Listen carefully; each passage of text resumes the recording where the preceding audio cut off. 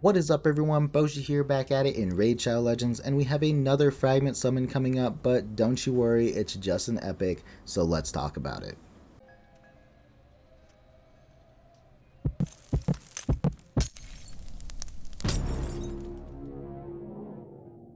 Alright guys, so like I said, we do have another Fragment Summon coming up, and it's going to be for next Wednesday on November 24th, a week away from when this video goes live.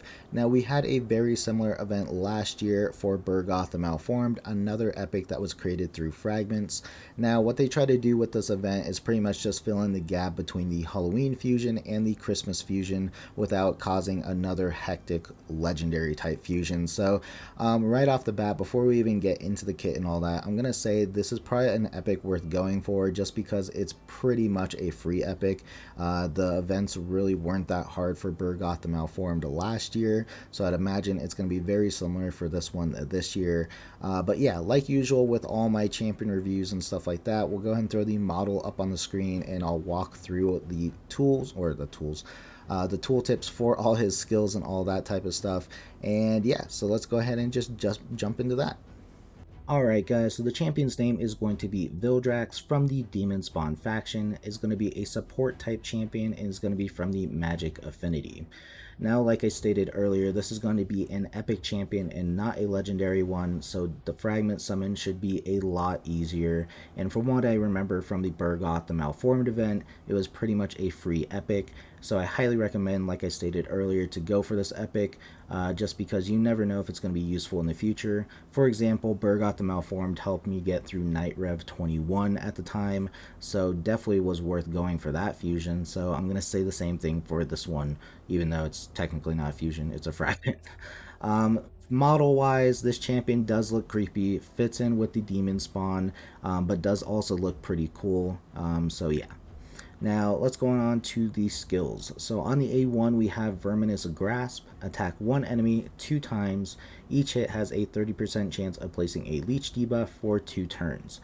Now right off the bat, looking at the kit, before we go any further, I'm not seeing what these skills are based off of, like if they're based off of attack or HP or whatnot. It's a support type champion, so we can't really be for sure. So unfortunately I will not be able to tell you guys that one, but yeah. So on the A1 though, that 30% chance of placing a leech, I do believe you'll be able to book that up to a 50% chance. And I am a big fan of leech if you guys ever hear me do reviews.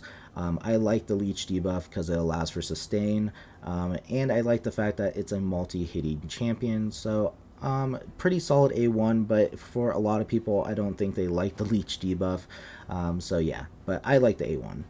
On the A2 we have Duke of Flies, attacks all enemies, has a 75% chance of placing a hex debuff for 2 turns. So not too much to this ability, an AoE hex placer. Now I do believe that the 75% chance will go up to 100% chance with books, but I like the fact that it is an AoE hex placer. I know that they said that they're going to be focusing on the hex debuff in the future, so this is just one addition to it, I'd imagine.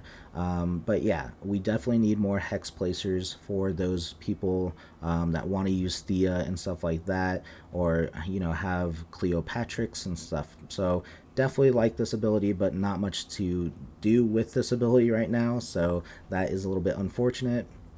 And I don't know how long the cooldown is going to be. I'd imagine this is going to be once booked on a 3-turn cooldown, but we'll have to see about that.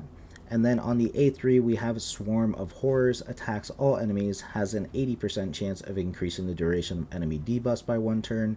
So definitely like this ability already. It's an AoE debuff extender by 1 turn. And then we have the secondary part when hitting enemies under hex debuff, also has a 60% chance of putting one of their skills on cooldown. So you do have to have the hex debuff on the champion in order to get this chance to put a skill on cooldown, but it is a very nice additional effect. Now I do believe that the 80% chance to increase the duration of enemy debuffs will go up to 100% with books, which means the chance of placing a skill on cooldown if they are under a hex goes up to 80%.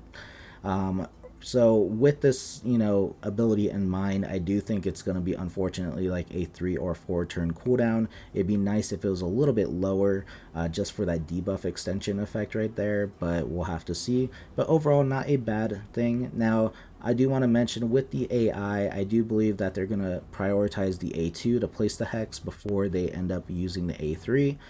Typically, it's the other way around when you think about the AI, but it's just always based off of cooldowns and all that type of stuff. So we're missing some key information here with the cooldowns or the scaling on these things. So we'll just have to wait and see, I guess.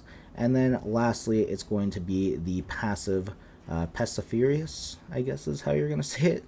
It says, has a 10% chance of stealing the heal each time an enemy under a hex debuff is about to be healed. Does not work against bosses. The amount healed will be the same as it would have been on the original target of the heal, except if the heal is based on the target's max HP, in which it will scale off Vildrax's HP. So unfortunate that this does not work against bosses. This would have been huge for, I think, a lot of things, but I pretty much understand why. Now, I do not like the fact that this is only a 10% chance, since this seems to be the main thing about this champion. Now, you might be able to book this chance up, depending. If it goes up to like a 30 or 40% chance to steal the heal, it might definitely be worth going and trying to use this in stuff like Doom Tower, just to get through some of these more annoying waves and stuff like that. Even in PvP, if you want to bet on RNG, it can possibly do that as well, kind of steal the heal and then you're able to kill the target afterwards or something like that. But yeah, so 10% chance, when this was like kind of the selling point of the champion, at least to what we read. A 10% chance is extremely, extremely low. So I would not be surprised if there are a couple of books in here to push that up to a lot higher percent chance. But yeah, overall, this champion doesn't bring too much, but also is very unique in its own way, right? So going through the kit really quick again, we have a leech on the A1, which I like, but not a lot of people like leech.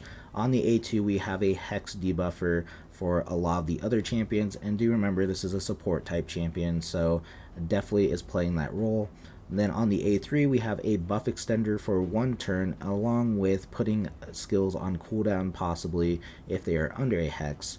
And then we have the passive, which I really hope goes above 10% chance of stealing a heal when a heal is done to a hex debuffed champion.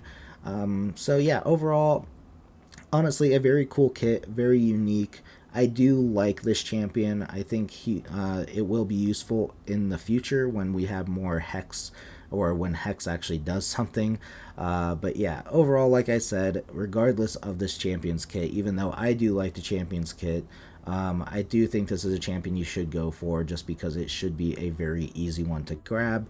And if they are going to keep to what they say about making hex more viable in the future, then you'll probably want all the hex champions that you can get. So that is my thought on it, guys. Hopefully you guys like this champion. Hopefully you guys will go for it. Let me know down in the comment section below if you guys are going for this champion. I wish I could give you more info on the scaling and the cooldowns and stuff like that, but I'm sure we'll see a future update or patch notes or something with this information in it, and maybe I'll go over it again, because usually they'll add additional champions when they do that type of stuff. But yeah, let me know what you guys think, and I will talk to you guys later. See ya.